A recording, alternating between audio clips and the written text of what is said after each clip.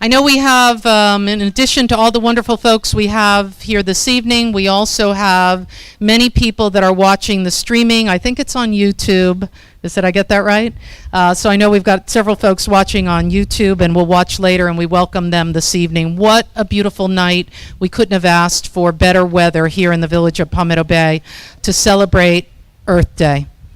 If I could, I would like to take a moment to recognize one of our school administrators. I think somewhere here we have Nick Cameron. He's the magnet lead at Southwood. Nick, are you here? Oh, there you are. Let's give him a round of applause. You'll hear why a little bit later. And then I also want to say thank you to my colleagues. Another event where we have all 5 of us here, which is beautiful. Thank you. So I'd like to introduce our Vice Mayor, Leanne Tellem. District 1 Commissioner, Patrick Fiore.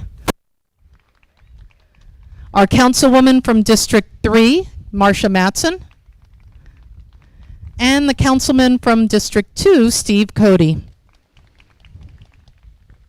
So Earth Day is widely recognized as the largest secular observance in the world.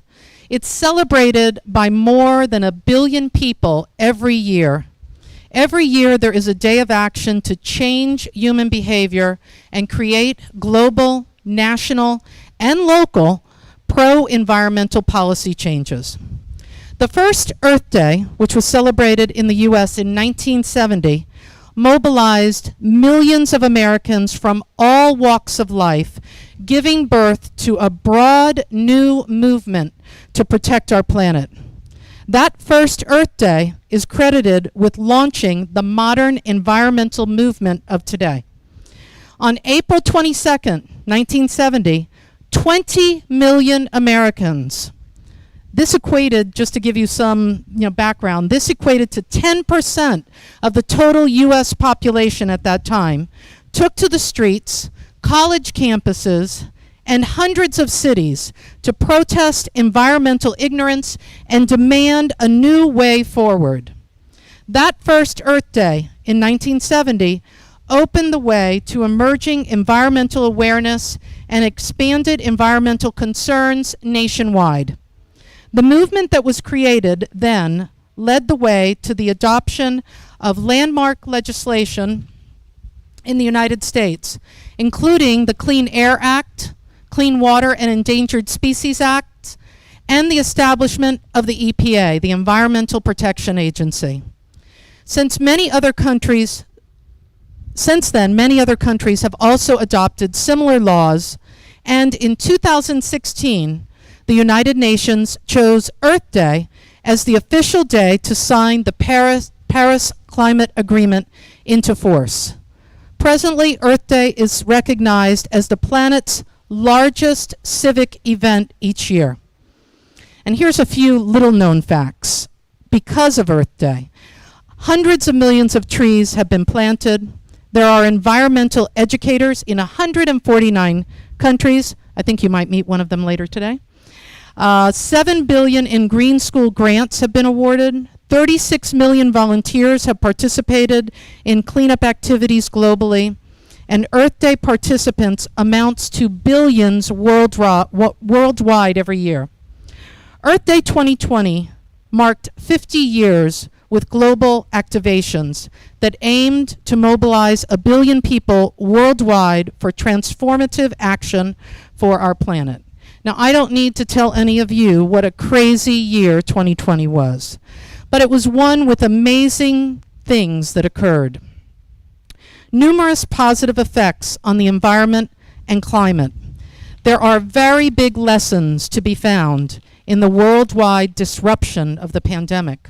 Cleaner oceans and waterways, clearer skies, better air quality. And I'm sure we will hear about many more of the positive effects as more studies are done. A little side story, I was in Tallahassee last week and ran into one of the meetings that I was attending. The mayor of Key West was there, and she was there with many advocates in bringing smaller cruise ships to their area because the residents in that area have noticed the change in the water quality. Unfortunately, at that time, the committee that was hearing the bill sought to pass it forward, but it's a good reminder that folks see the changes and they want to keep those changes going. Palmetto Bay is no stranger to working to create a more sustainable community. From the very beginning of our incorporation, each administration has worked to add initiatives and programs to make Palmetto Bay a greener community. The Village of Palmetto Bay understands that the environmental quality and economic health are mutually dependent, as a healthy environment is crucial for the long-term prosperity of the village, its residents, and its business community. Awareness, responsibility, involvement, and education have always been key to the initiatives the village has proffered. Our village's commitment to the environment doesn't stop just with education. Last year alone, Palmetto Bay did the following. We became part of the Resilient 305 strategy, which brings various partners together to develop strategies that make better use of available resources in protecting against natural disasters. We passed, with the help of our youth advisory board, the young people in our community, we passed the Climate Mobilization Action Plan, which was proposed by the Youth Involvement Committee. It promotes working on other government entities for a transition plan to restore a safe and sustainable climate for current and future residents. We adopted our local mitigation strategy, which is the prerequisite for FEMA's hazard mitigation grant programs. We adopted legislation in favor of year-round landscape water conservation. We've fought and now worked with the South Florida Water Management District, and we initiated a dispute resolution process over canal erosion, which you can see right over here in this area, and tree removal around the Canal Coral Reef Park. And because of that, our new manager, Nick Morano, who wasn't able to join us this evening, is moving forward with South Florida Water Management to create a strategic plan for canal stabilization in our community. We've accepted over $400,000 in matching grants to inventory trees in the village. I know that's near and dear to Henry Clifford, who's back there somewhere. And another $20,000 matching grant to plant new trees in the village. And we put our money where our mouth is by moving from policy to action with our CRS plan, with the intent to lower our current community rating system, or CRS. We will be able to place money in residents' pockets by way of lowering their vulnerability to flooding and therefore lowering their insurance premiums. And I know that hopefully, when we get to that point, will be great news for our community. I introduced our council. I'd also like to ask Gail Weber if she would join us up here. So there are two individuals I want to thank for joining me on the Mayor's Environmentalist of the Year committee. It's hard. I taught first grade for a long time, and when you see all of the great acts that individuals are taking on in our community, it was hard to make choices for our Environmentalist of the Year. But Gail, thank you so much for participating. And Don couldn't join us. Don Pybus was a part of our committee. He's joining us on YouTube and is following along. Let's give both of them a round of applause.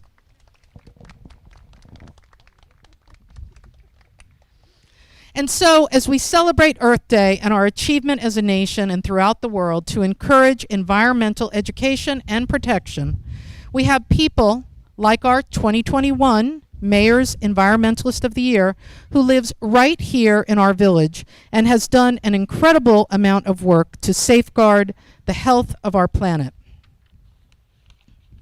Before I introduce and tell you a little bit about that individual, could I get Mr. Tolberg? Could you stand up, please? Eric was the first Environmentalist of the Year just a couple of years ago.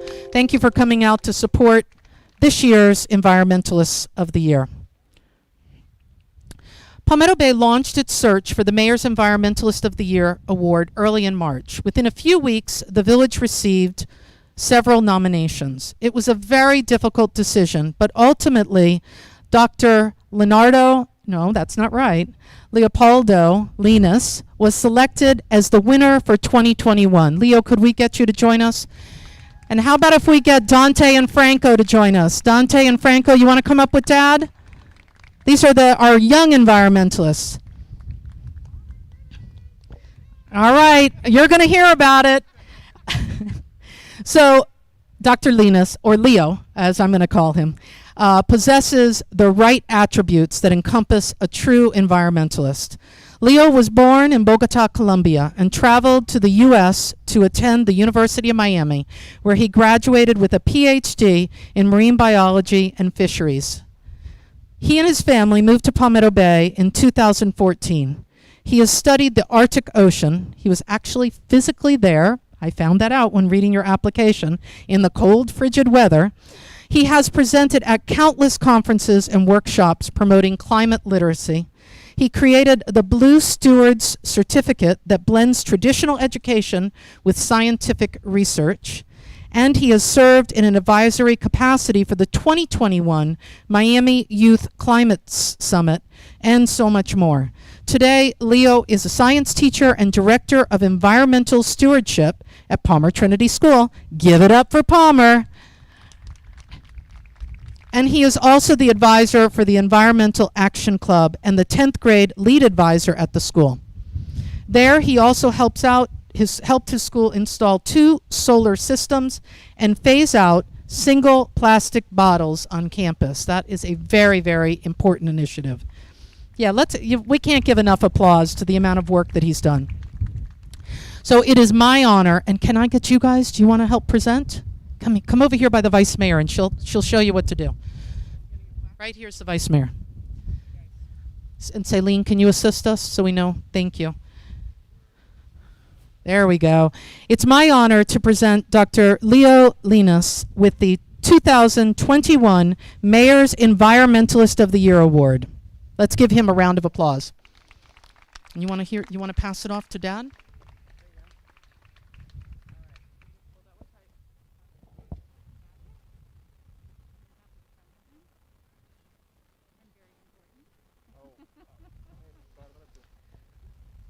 That very important is a $50 gift card to Elaine's Osteria, so that is very important. Hold tightly to that. I'm also going to present you with this. This is a challenge coin, and let me tell you about it. So I'm also presenting Leo with a challenge coin. A challenge coin is a military award, and it dates back to the Second World War. That was a really long time ago. And it was held by those that served in the military so that they could present themselves and tell that they were a part of a troop or a group that were serving their country. And in this case, this is a military or a challenge coin from Palmetto Bay to thank your dad for being a part of something much, much, much, much bigger than Palmetto Bay itself. So we're very grateful. And we'd like to ask you, would you say a few words? Sure. Okay, let me do this.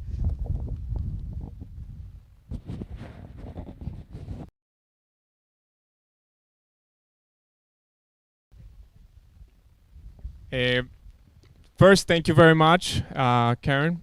I feel inspired, but I want to thank all the people, the village, for giving me the opportunity to serve, the people that nominated me, my family for allowing me to run. Every time we go to the beach, it becomes a cleanup. Convincing my wife to change a lot of things at home, from a light bulb to our car, so that we are walking the talk. And I feel inspired every day when I go to school and I'm surrounded by a welcoming community that values what I do and what I can bring. I am inspired when I have the privilege to work with students that are passionate and are young activists. And I feel inspired and thankful because this validates all of that hard work and makes me very hopeful that I can inspire the next generation of environmental stewards. So with that, again, thank you very much to the village. Thank you very much. And I look forward to continue living and working in Palmetto Bay for the next 30 years or more. Thank you.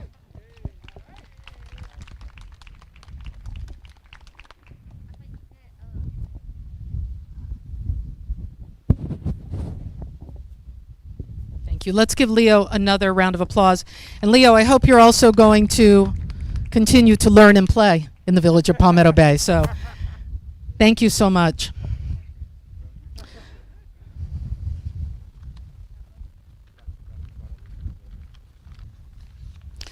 So as I mentioned, you know, very difficult when you have so many individuals in a community that are contributing in big and small ways to make Palmetto Bay a greener place to live. So when we looked at our applications and the nominations, I said I can't choose just one. So I'd like to invite one person's joining us from home, watching on YouTube, but if I could invite Enos Mander to join us. Let's give her a round of applause. So Enos and Mr. Woodard, Jim Woodard, is at home, are, I want to say, quiet environmentalists. Well, Enos, maybe not quiet, but they are the folks that are doing work that you never see, whether it's planting a garden at Ludovici, a butterfly garden, or keeping an injured duck, as Mr. Woodard has done at his home so that it can be released, advocating for more green space, as both Inez and Mr. Woodard have done. These folks are really carrying the weight, and I would imagine many of you can probably say that it's these small acts that will move the needle big time in the village of Palmetto Bay. So we have two runner-ups this evening, and that's Miss Inez Mander, who's here with her family, and Mr. Jim Woodard. Let's give them a round of applause.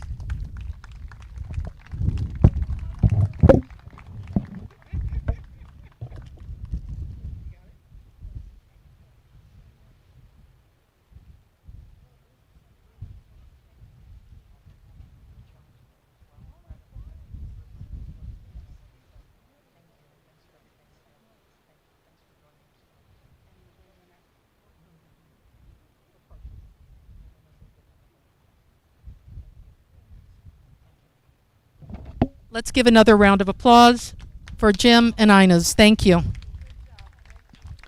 I mentioned earlier that 2020 really needs no reminder, and lots of good things did happen. We have one of those good things right here. Our Environmentalist of the Year, Mr. Henry Clifford. Where are you, Mr. Clifford? Come on up here.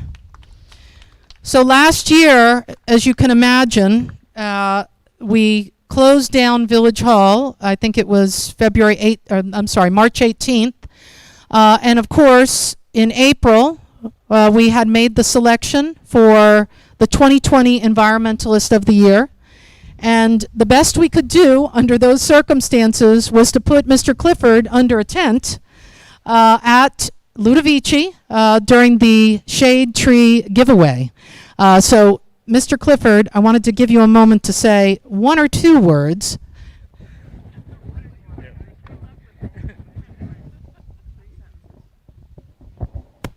1970, I was working to make better weapons delivery in Las Vegas, and I heard about this new thing going on. And I went over to University of Nevada, Las Vegas. It was the very first Earth Day, and got me all excited. Everybody was excited there because a few years ago, before that, a lady named Rachel Carson had come out with a book that actually inspired everything. Taught us that there was a cost to everything we do, and we should be paying better attention to the planet. Earth, the first Earth Day and this Earth Day are outfalls from that. And something I learned way back then was to think global and act local. And I've been trying to do that, especially since I live here. Why wouldn't you want to make the place that you live be a nicer place to live and continue to be a nice place to live? So that's what the people they've already mentioned have been trying to do. It's what I try to do. Hope you all do the same thing. Thank you. Let's give Henry a round of applause.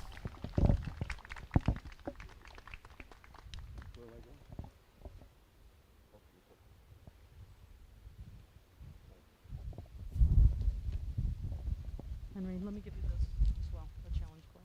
Thank you very much. Thank you. Let's give Mr. Clifford another round of applause. Henry also serves, I forgot to mention, Leo serves on our Parks Committee. Inez is a part of our garden club, and Henry serves as the chair of our tree board advisory. So more service to the community. We're very appreciative. Congratulations to all. And Mr. Woodard, I hope you're proud there watching at home. So equally important this evening, we have our annual Earth Day art contest. And I believe we have our young contestants here. Is that right?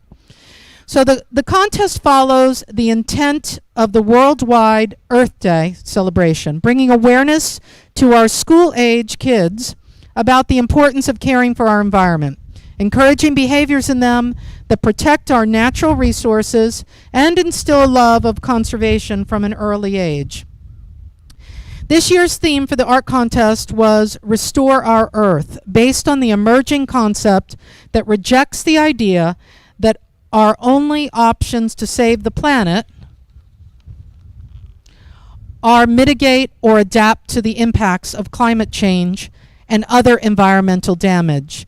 And I must say, through the children's artwork, and I know, Mr. Cameron, if we could get you to join us up here, I'd appreciate that. I know that the children's artwork also raises great awareness in their colleague students at school. So for the 5th year in a row, we have a student from Southwood Middle School in first place. So let's give it up for Southwood, one of our local schools right here in the village. They are an arts magnet, and we're very proud to have them here. So they've been winning this contest since 2017. I got to say it, Palmetto Bay's got talent. We're very proud of them. So let's put your hands together for 7th grader Faith Kwame. Is Faith here?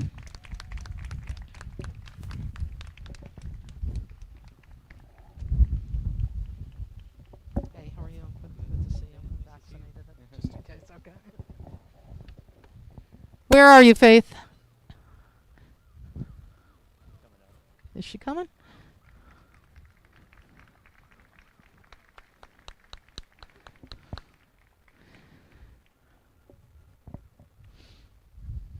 Come on up. Don't be nervous. Congratulations. We are so proud of you. Come on up. So let me just say, it is with great honor and appreciation that we present the Certificate of Achievement to Faith Kwame for achieving first place in the village's 2021 Earth Day contest. Thank you so much. Beautiful. Thank you. We're so proud of you, and I know. Yeah, absolutely. Yeah, and here's I don't know if you heard my explanation of the challenge coin. Okay, so it's a challenge coin. It's a military coin. It started in the Second World War, and it means that you're a part of something bigger, and that's a big deal. You're not just taking care of yourself. Through your artwork, you're taking care of all of Palmetto Bay by raising awareness about important issues. Give you that. Thank you. Don't go anywhere because we're going to have. Is the other young lady here as well? Okay. And as I mentioned previously, and just for the record, those few little raindrops mean good luck. So that means great things are going to be happening for you, Faith. I also want to ask up last year's art contest winner, 6th grade, Sophia. I'm going to do a real bad job. Piccirillo. Did I get it? Close enough? Sophia, come on up.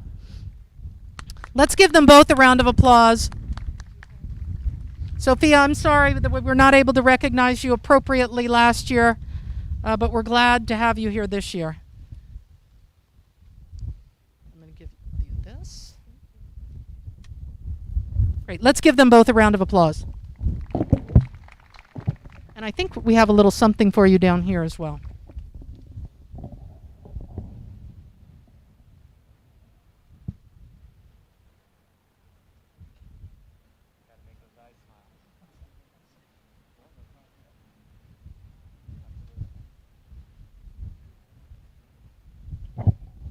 Awesome. One more big round of applause for our young folks. Thank you so much. Thank you.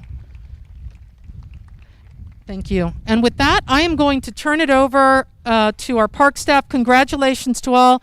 You all are in for a very, very big treat this evening, and we'll be sticking around to watch as well. So if I could turn this over to Ms. Paez, thank you.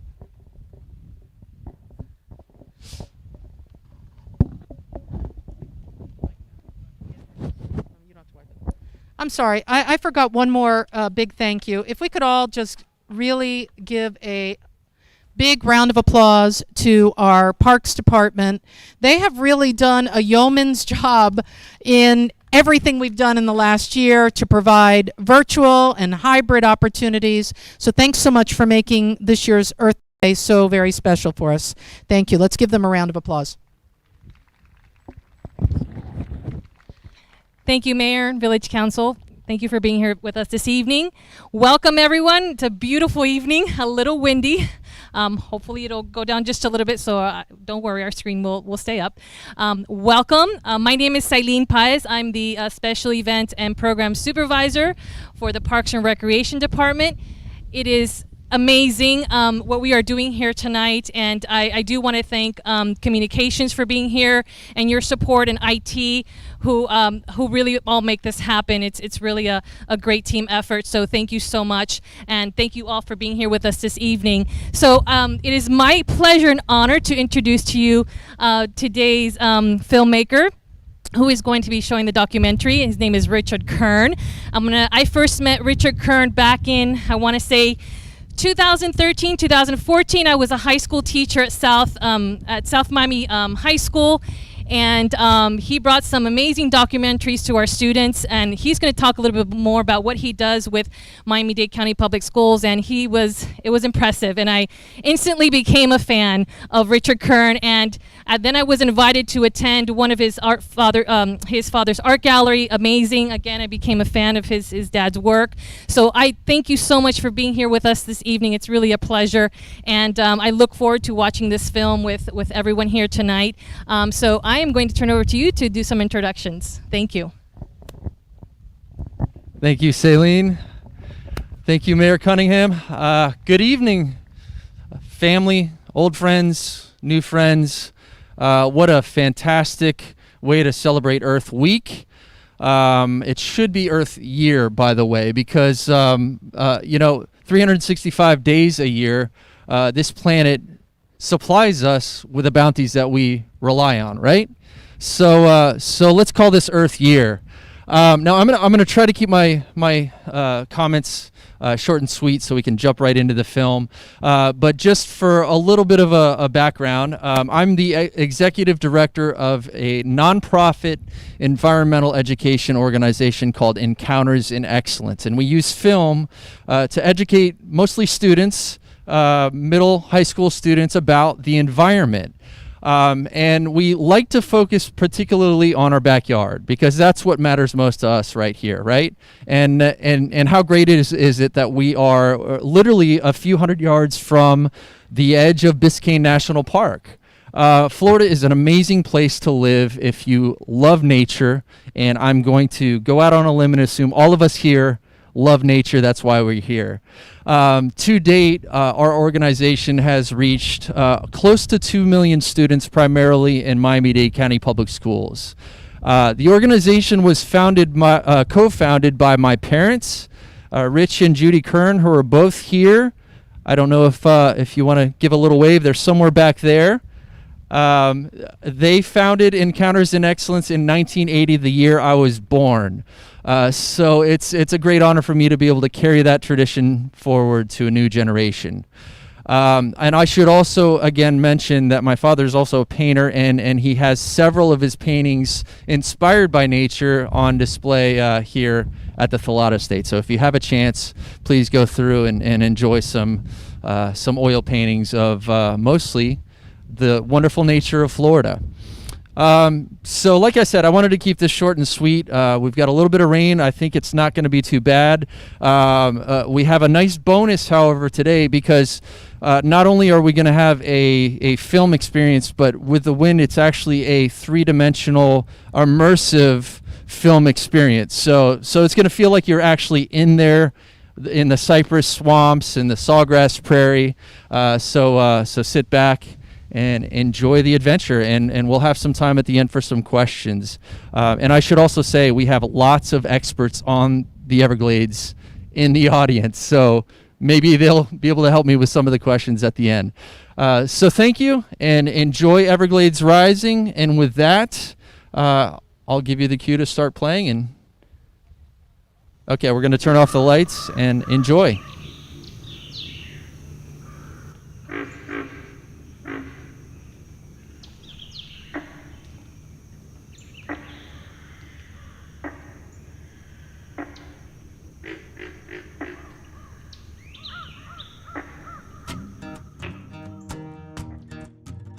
The Alliance for Florida's National Parks was established in June 2002 by the National Park Foundation, and we are the official preferred philanthropic partner of our 4 national parks: Everglades National Park, Biscayne National Park, Dry Tortugas National Park, and Big Cypress National Preserve.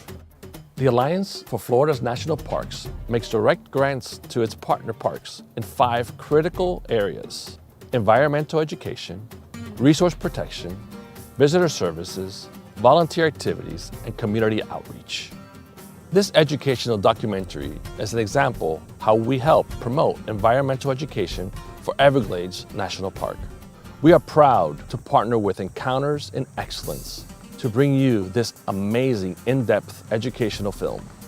If you would like to support future projects like this with your tax-deductible donation, please visit www.southfloridaparks.org. And thank you.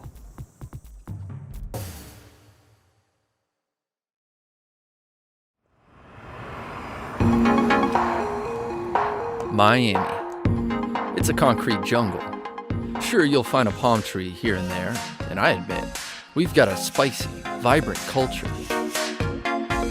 But we also have thousands of acres of pavement, houses, and high-rises. Close to 3 million people call Miami home. Multiply that times 6, and that's how many tourists flock here each year. This is a colorful, creative, wild place. But these are not the main reasons I love Miami. The main reason I love Miami is that it hugs the edges of a true wilderness.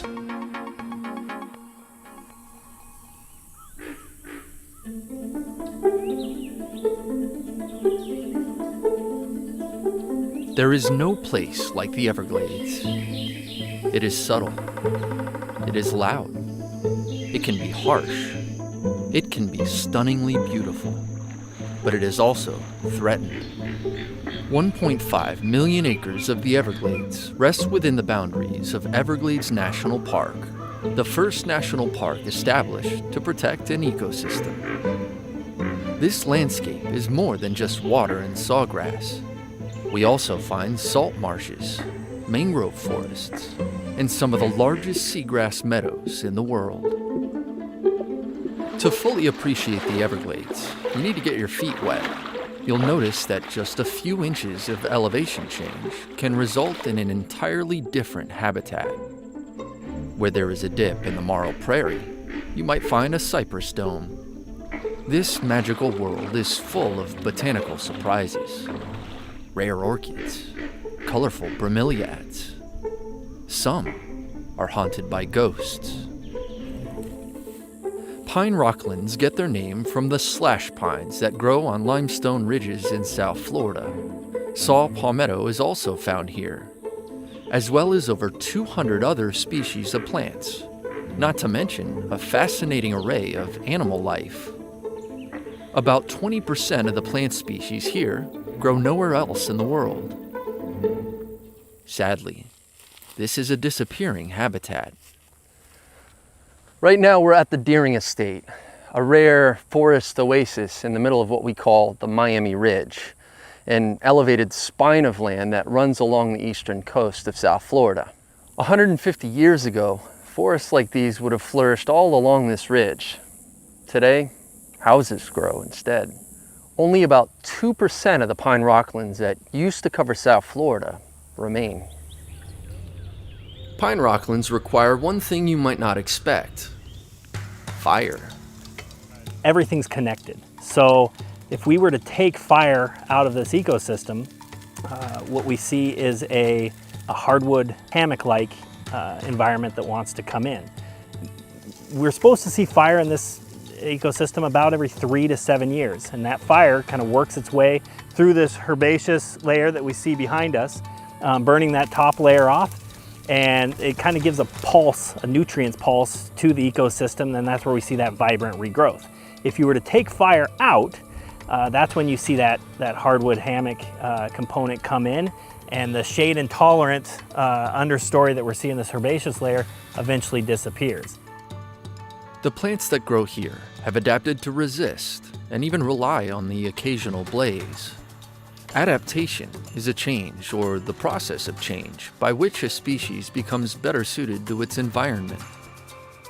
The thick, flaky bark of the slash pine, for example, protects its inner trunk from heat.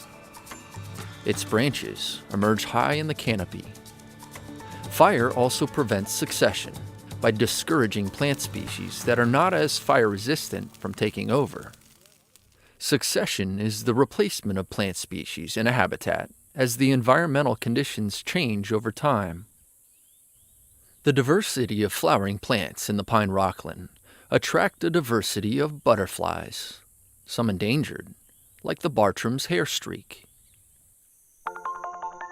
The zebra longwing is uniquely social, gathering nightly at communal roosting sites, and the opportunity for procreation also attracts a crowd. The corky stem passion vine is their host plant. Look closely, and you might find tiny eggs glued to the leaves. Once an egg hatches, the caterpillar gets to work. After fattening up for a couple of weeks, the caterpillar attaches itself to a leaf, its exoskeleton hardening into a shell called a chrysalis. Inside, the miracle of metamorphosis is taking place. Pheromones released from within the chrysalis have announced that this is a female, and the guys are already flocking.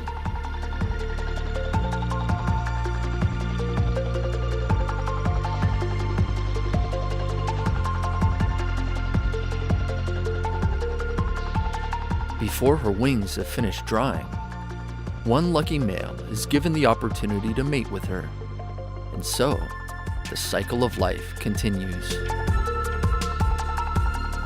An egret's view of the Everglades reveals islands dotting the prairies, teardrops shaped by the slow-moving water. These are subtropical hardwood hammocks, jungly, humid tree islands, offering high ground for terrestrial animals, shade and shelter for birds. A cardinal fledgling is difficult to spot among the tangle of branches. Rest assured, Mom won't lose track of her hungry chick. A female golden silk orb weaver is preoccupied with lunch. This male is preoccupied with her. He needs a bit of luck, however, because if he doesn't play his cards right, she might just eat him instead. She's enormous. He's a pipsqueak. Fortunately for him, the timing is right. It looks like the key to her heart is through her stomach. This male orchard spider, on the other hand, is just a bundle of nerves. He's trying every trick in the book to get this female's attention. Web plucking, pedipalp waving. Is she impressed? Apparently not. Rejection is rough, but hey, at least she didn't eat him.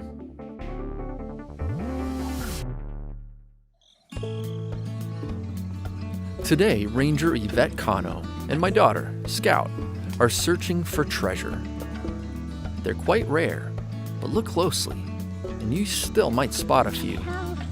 Ligurous tree snails are incredible jewels of the Everglades. They speckle the hardwood hammocks with just the right amount of jewelry, if you will.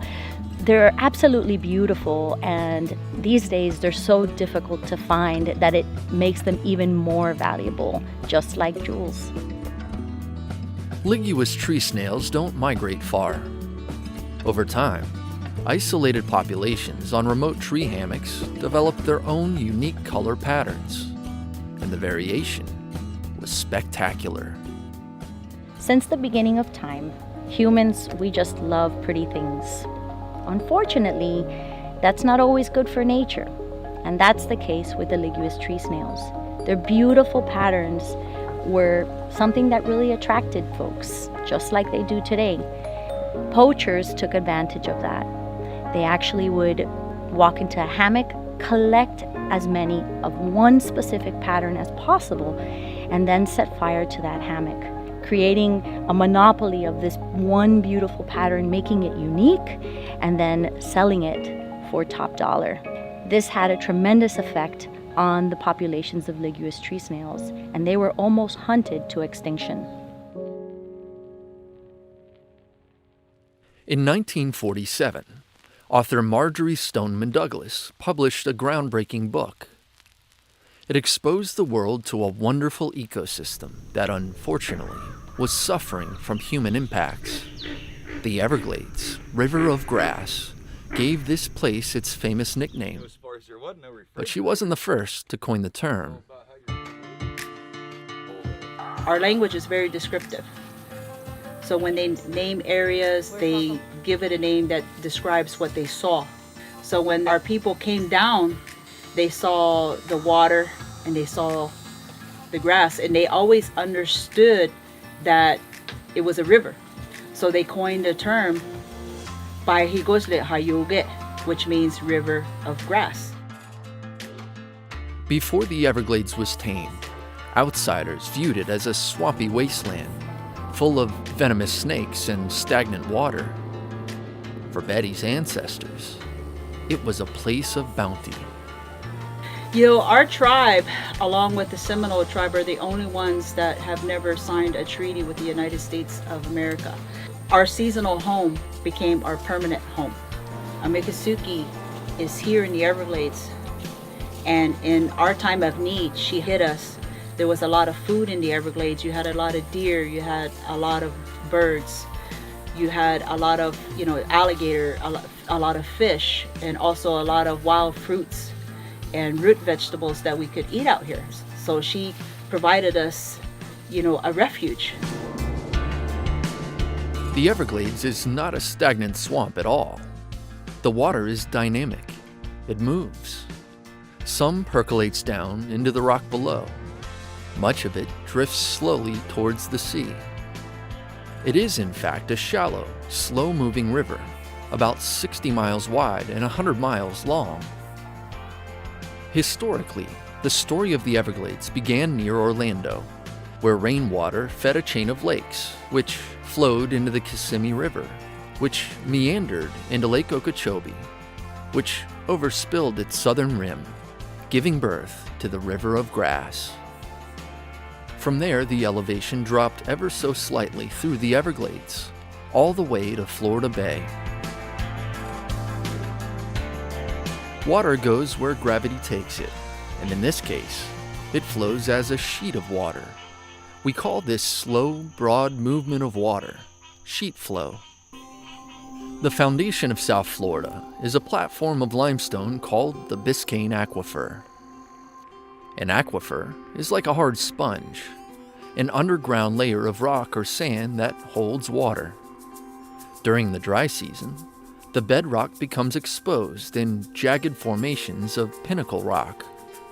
Where it has dissolved away, solution holes form.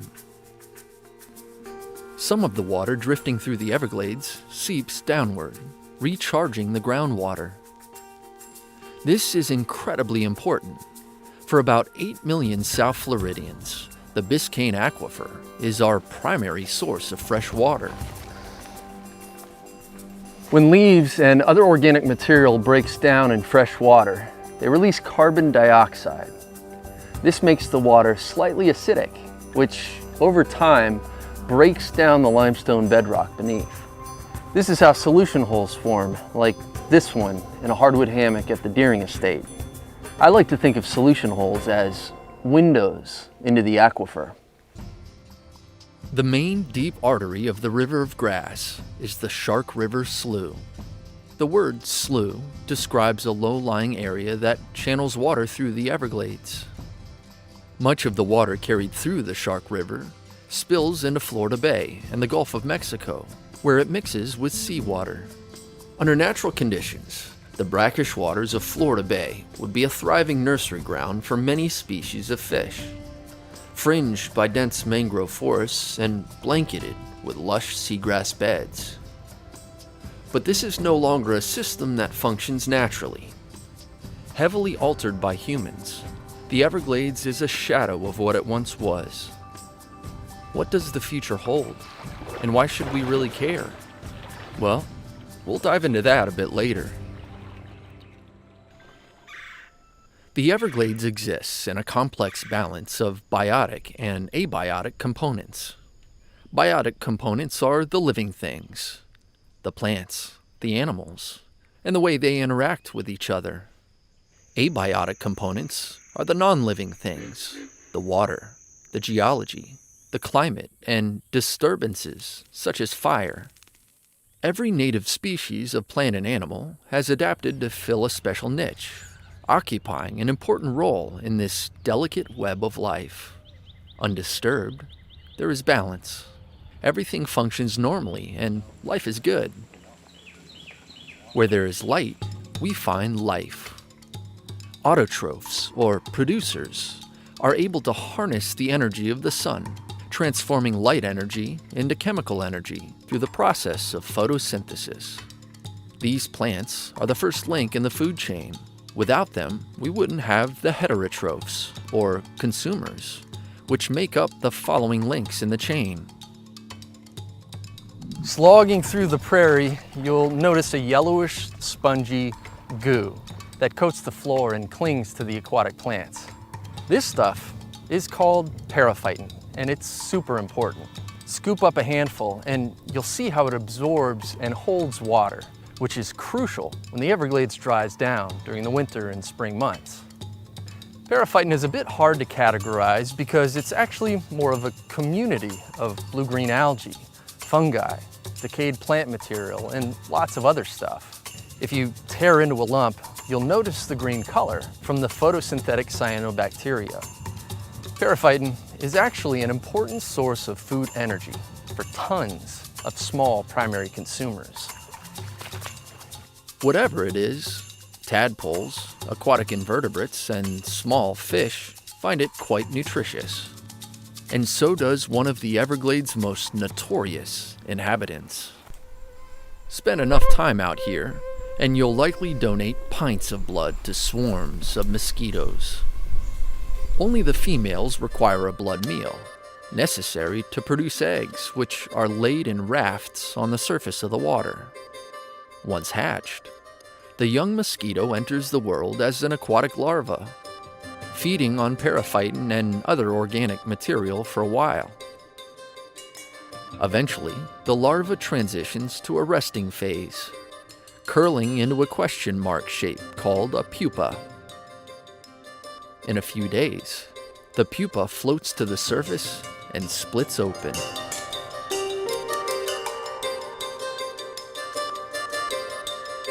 The birth of an Everglades swamp angel.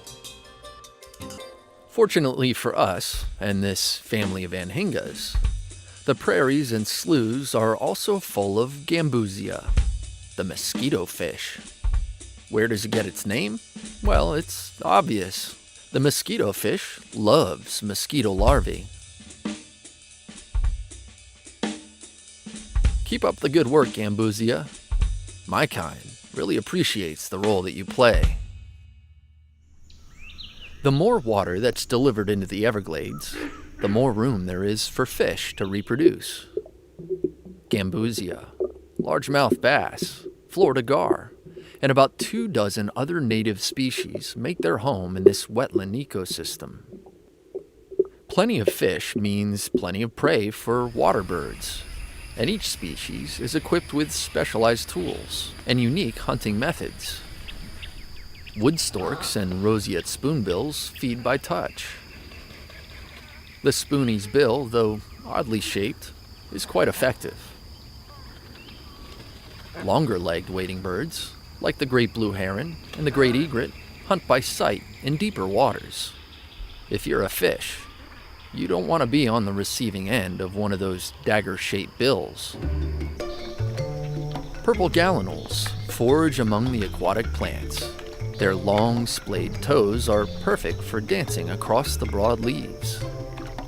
These omnivores love the nutritious spatterdock seed pods, as well as the juicy worms living within their stems. Occasionally, even a baby turtle is on the menu. One swamp bird uses a different strategy. For the anhinga, the best way to catch a fish is to be like a fish. Sometimes called the water turkey, for obvious reasons, the anhinga is basically a swimming dart. Important tip: when swallowing a fish whole, make sure those dorsal spines are pointing in the right direction. After a dip and a meal, it's thermoregulation time. Water quickly draws body heat out of the bird. The anhinga's broad, dark wings, as it turns out, double as personal solar panels. Handy trick. During the dry season, fish become concentrated into smaller pools of water. The picking's easy, and the timing is perfect because spring is nesting season.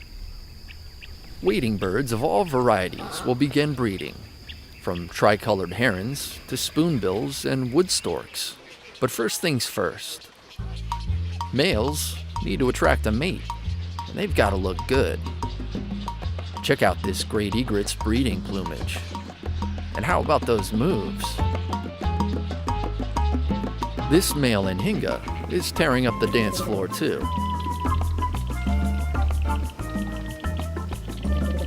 Watch out, ladies.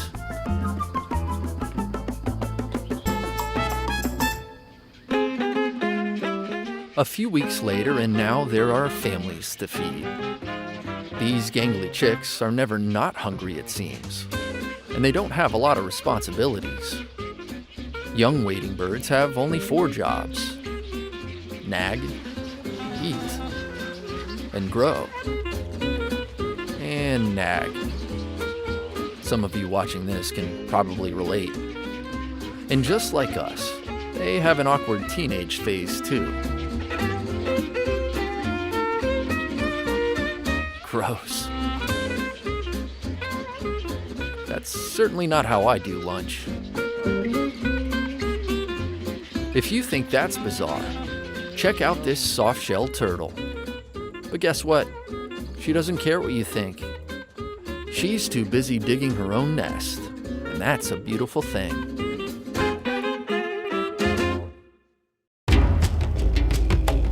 The American alligator.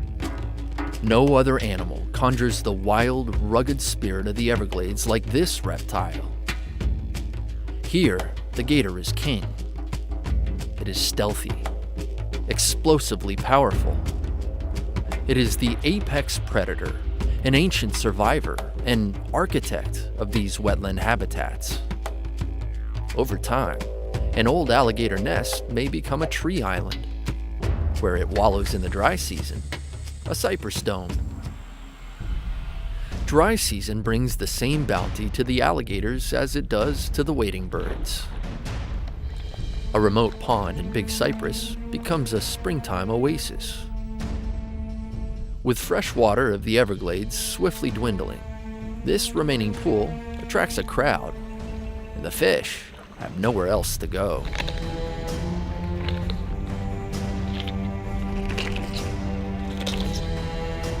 For the gators, this is an opportunity to bulk up for the approaching breeding season.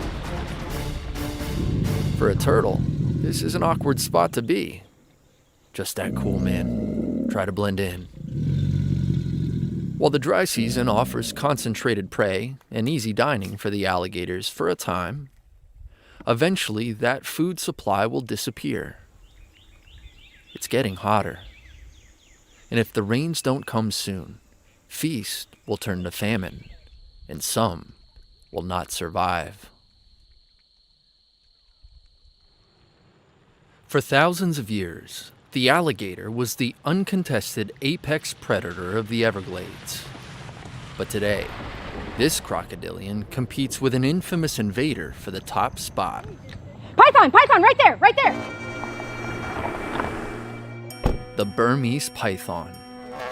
Growing as long as 19 feet, the hungry constrictor can give the alligator a run for its money. Tonight, woohoo! All right, what number is this? $2.99. $2.99. What's worse? They're spreading and eating just about anything that moves. Yeah, the Burmese python. It is just an absolutely fascinating creature. For it to have taken over an ecosystem that's pretty harsh. I call these Florida Burmese pythons. They're not Burmese pythons anymore. They basically are top apex predators that have learned the environment in and out and just taken over. You know, they have to be amazing to be able to do that. The Burmese python problem is a human problem. Escaped pets have now become invasive predators, and it takes a special kind of hunter to remove them from this embattled ecosystem. It's a good thing Donna has assembled a team of python prodigies she calls the Everglades Avengers. The majority of the time, you're not going to see the whole snake. So when I'm trying to spot a python, I'm just trying to use my brain's ability to do pattern recognition, and I'm actually looking for that pattern on the skin. That's 90% of the spots when I spot a python, that's what I spot, is that pattern. Kevin is an experienced herper with an amazing ability to spot pythons, and he's caught a ton. In fact, he's shattered the record for most Burmese pythons caught in a single month. I moved from Indiana to Florida about 1.5 years ago with the sole purpose of figuring out how to become a python hunter. And Amy has figured it out all right. In that time, she's caught just over 100 pythons, including this 17-foot, 3-inch monster, all by herself. One of the hardest parts about hunting the pythons is that we have to euthanize them. They're beautiful, fascinating, and amazing creatures, and it's not their fault that they're here. If that's the case, then we should do everything we can to use as much of the python as we possibly can so they don't go to waste, so they don't rot in a pile somewhere. Python hunting and high fashion don't often go in the same sentence. Amy, however, has teamed up with Be Swanky, a local brand that is fashioning designer handbags out of the skins of pythons removed from the Everglades. A portion of their proceeds supports the work of the Alliance for Florida's National Parks. A win-win, if you ask me. That, folks, is exciting. Exotic species are plants or animals that are non-native. Some are relatively harmless to the ecosystem, while others can significantly modify or disrupt the ecosystem they colonize. Those exotics are referred to as invasive species. South Florida's subtropical climate has become a comfortable home to a wide variety of invaders. We find them in practically any body of water, whether it be fresh or marine. Some we just take for granted, as if they've always been here. Plants can be invasive too. Among the worst is an Australian tree called Melaleuca, which has completely taken over thousands of acres of Everglades marsh. Invasive species displace the native ones, outcompeting them for resources and disrupting the natural web of life in the Everglades. My buddy Mike Lorette loves reptiles of all kinds. For a herpetology enthusiast, this is a great place to live and work. Here in South Florida, we are extremely privileged to be the only place in the world where both crocodiles and alligators live in the same areas and coexist in the wild. Not long ago, Florida's American croc population was on the verge of collapse. Fortunately, they've rebounded thanks to important conservation measures. Go ahead and lay it down flat. Mike is in charge of studying and monitoring crocodiles at Turkey Point Clean Energy Center, which has become an important nesting site. It's never a dull day at the office, and tonight, I get to lend him a hand. 1, 2, 3. Crocodiles have come such a long way here in South Florida, and when you look at potential threats to them as a species, you think about things such as invasive species. A threat like the tegu that could potentially impact the crocodiles before they even hatch could pose a big-time threat to the American crocodiles here in South Florida. The Argentine black and white tegu is gorgeous. It is also an invasive, opportunistic predator. The tegu is no match for a big croc, but here's the problem. This sneaky lizard loves eggs. All kinds of eggs. We have evidence that tegus actually prey upon alligator eggs. Because there are a lot more alligators, we tend to find more tegus eating alligator eggs. However, because they have a taste for those eggs, we know that they can become a direct threat to the American crocodile. So here at Turkey Point, we have an invasive animal management program where we try to eradicate all these invasive species and keep our lovely native crocodiles protected. Large reptilian predators get all the attention, but you don't have to be big to cause big problems. This isn't just any worm. This is the New Guinea flatworm, and it's terrifying, if you're a snail at least. The New Guinea flatworm is a large threat to these ligneous tree snails. They actually start at the base of the trees and they follow the trails that the tree snail leaves as they crawl up or come down the trees, eventually finding the tree snails and eating them. First discovered in Florida in 2012, this invasive predator has had a quick, devastating impact on our native snail communities. Hammocks, which once hosted thriving populations of tree snails, including the gorgeous ligneous tree snails, have become graveyards of empty shells. Meanwhile, the zebra longwings have their own enemy to contend with: Wasmania, the little fire ant. For this Central American species, butterfly eggs and larvae, like these zebra longwing caterpillars, are easy targets. Often called the electric ant, this tiny insect can give humans a painful bite. For butterflies, they are an existential threat. One species, however, has caused more damage to the Everglades by far than any other. This one has 2 legs and a large brain. Despite our intelligence, we've made a mess out of things by completely altering the way the Everglades functions. It all started about 100 years ago, when efforts began to literally drain the swamp. How about a quick recap? Before humans altered the system, the Everglades was over twice the size that it is today, and the watershed began way up north in the Kissimmee River Valley. Rainfall near Orlando filled the Kissimmee River, which flowed into Lake Okeechobee, which overspilled its southern boundary, giving birth to the River of Grass. From there, it drifted slowly southwest, eventually mixing with the seawater in Florida Bay. But a lot has changed. Early settlers discovered that South Florida's warm climate was perfect for growing crops all year round, but the swampy marshes were great for gators, not agriculture. If the wetlands could be drained, there would be plenty of land for crops and development. So canals were dug to channel the water away from the Everglades, and a massive dike was built around Lake Okeechobee, preventing seasonal flooding and blocking the southern flow of water. These projects helped create the Everglades agricultural area, where the headwaters of the River of Grass used to be. Today, the EAA is like a giant cork in the Everglades bottle. Instead of sawgrass, we have sugarcane. Hundreds of thousands of acres of sugarcane. To make matters worse, Lake Okeechobee was being polluted from urban and agricultural runoff to the north. Since its waters couldn't flow into the Everglades like they used to, 2 rivers were altered to divert that water east and west. When water is released from Lake Okeechobee through the Caloosahatchee and St. Lucie rivers, its nutrient-rich contents contaminate important estuaries on the west coast and the east coast. Fish die, seagrass beds collapse, and nasty blooms of blue-green algae are becoming more and more common. Meanwhile, the southern Everglades and Florida Bay are dying of thirst.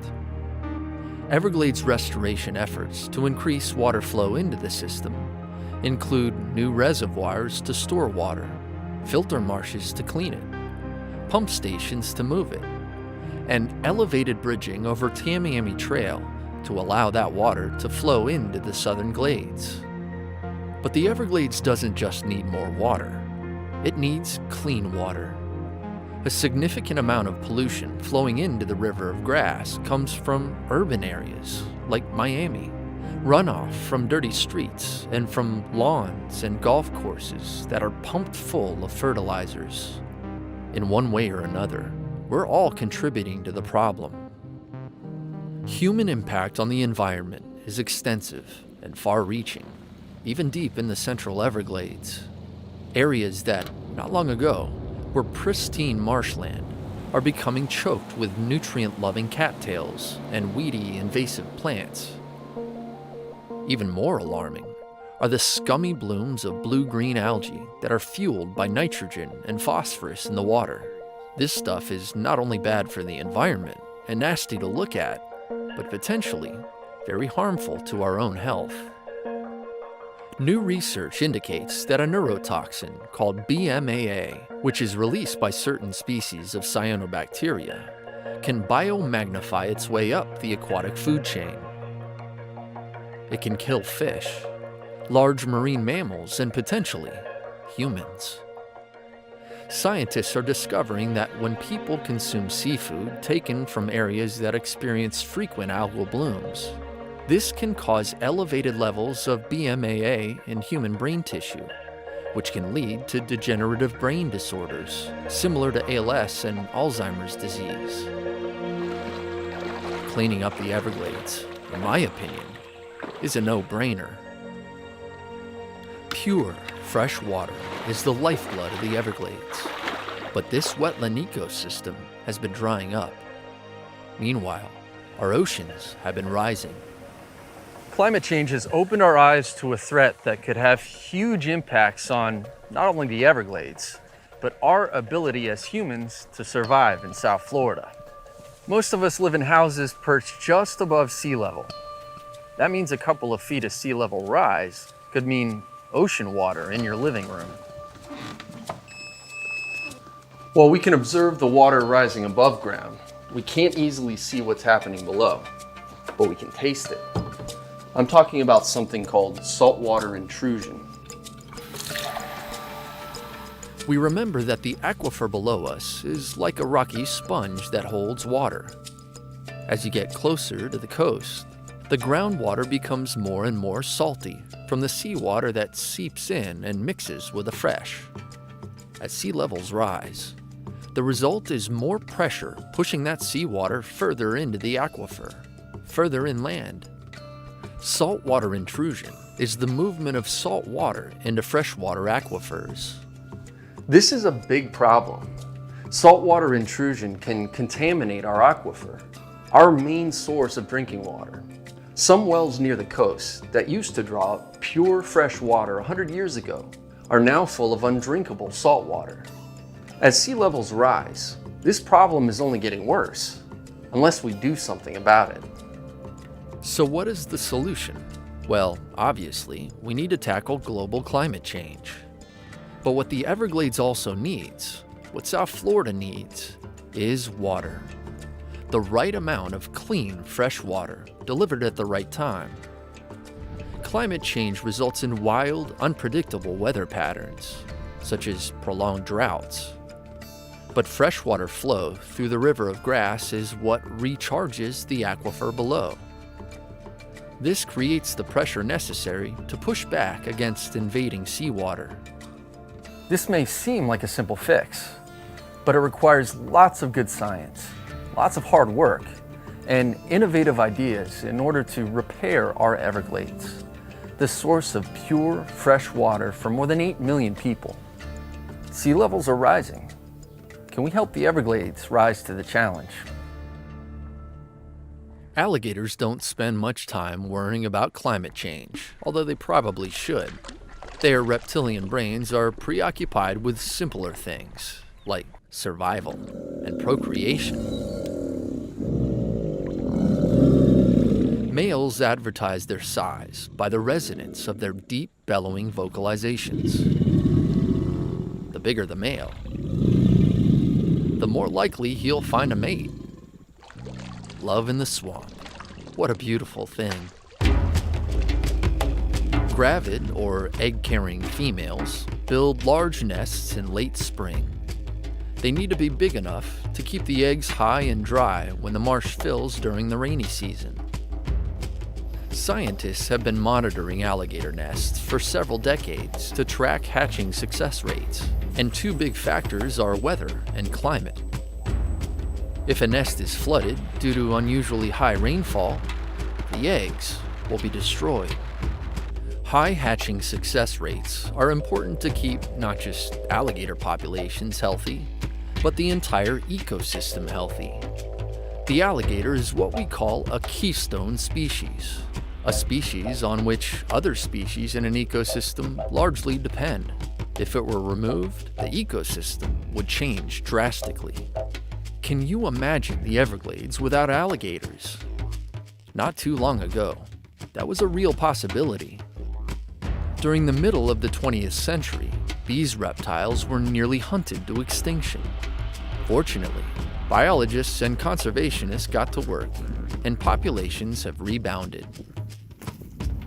In the late 1980s, my dad, who is also a wildlife filmmaker, had a rare opportunity to film alligators deep within Everglades National Park. In those days, scientists were measuring water levels in nests, counting eggs, trying to get a handle on alligator hatching rates within the park. I got invited to film a lot of that. We already knew that alligator eggs incubate for 60 days and that the temperature of the incubating eggs determines the gender of the babies. Mother alligators are very protective, and often they had to be fended off during these research visits. I was dropped off by helicopter early one morning, 10 miles from the nearest road.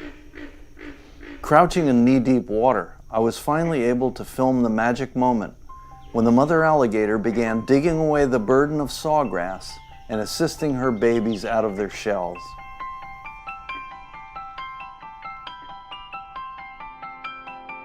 Their bulging yolk sacs would provide the babies with food for a week. Many young made it into the water. But when Mom sensed that one of her babies was dead, she simply swallowed it. That's the alligator's version of recycling. In about 10 days, the hungry babies will be hunting prey for the first time, but they will never stray far from their mother. What an incredible experience, being there, filming the moment a baby alligator breaks free from its egg and discovers its new home. This is a tough environment, and these are challenging times, but with a little luck and a little help, this new generation of alligator hatchlings can rise to be what they were born to be. Their future, the Everglades' future, is a new chapter, and we are part of the story that we are all writing together.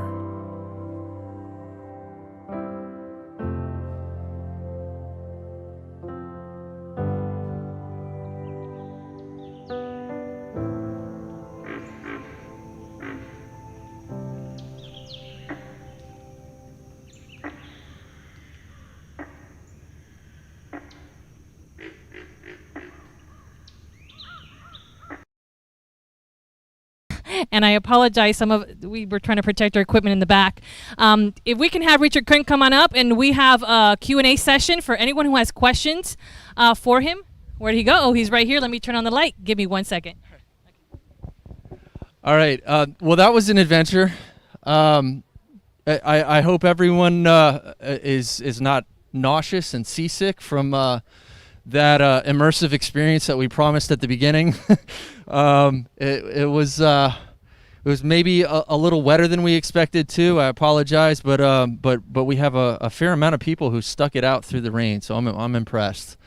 So yeah, I'm willing to hang out and entertain some questions. If anyone has questions about the Everglades ecosystem, my experiences out there, anything, go ahead and raise your hand, and I'll take any questions you have.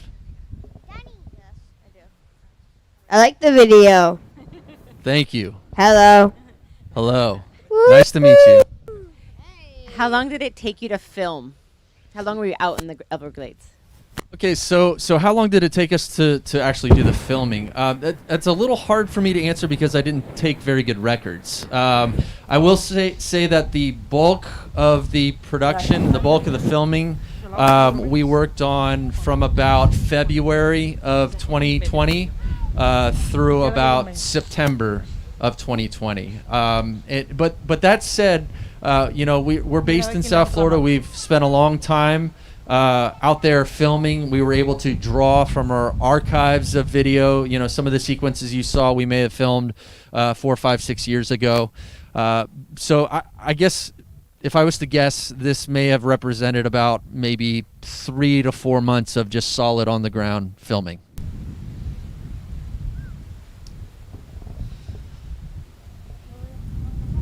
Anyone else?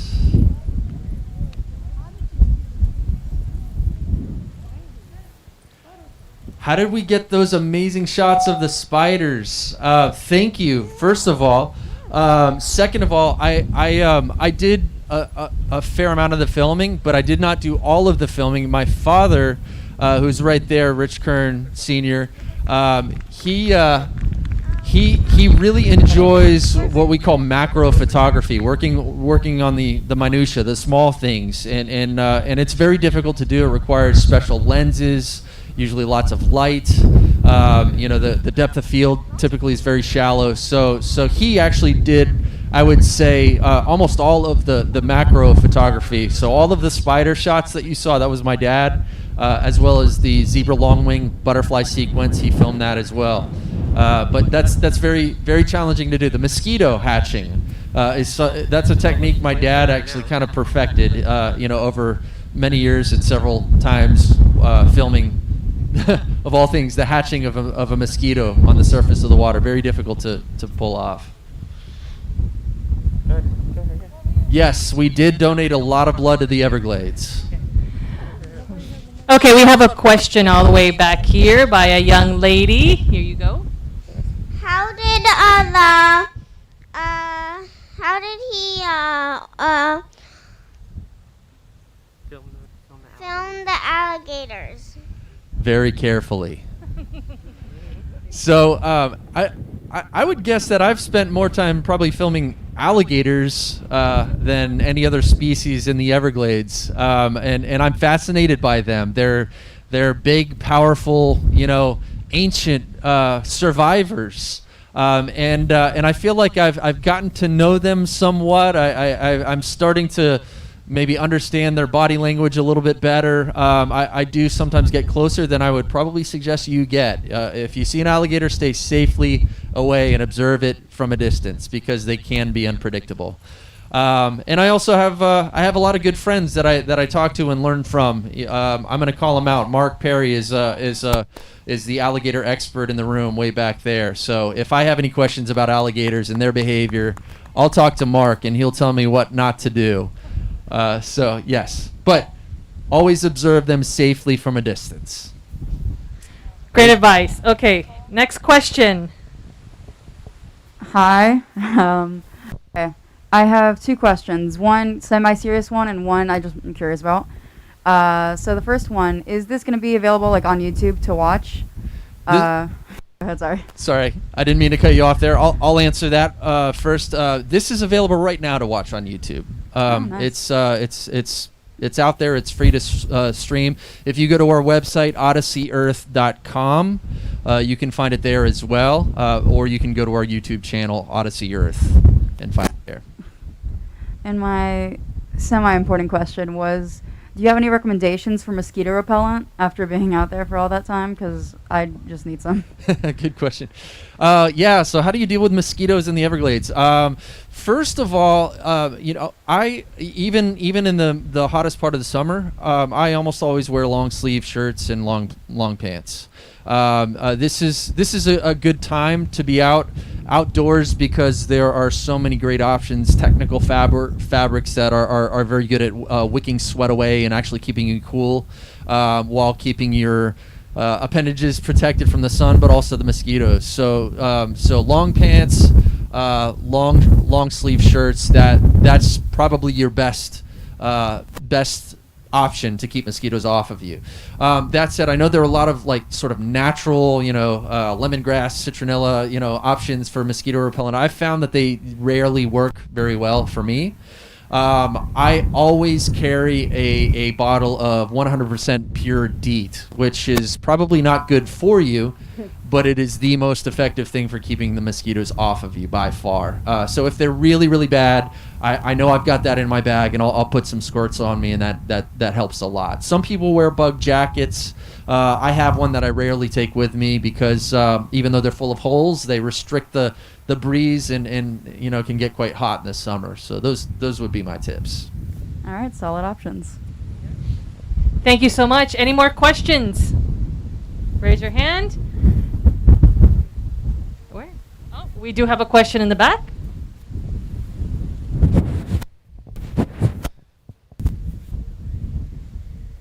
You're not allowed to ask questions because you actually work at Everglades National Park. You probably know all the answers anyways, right?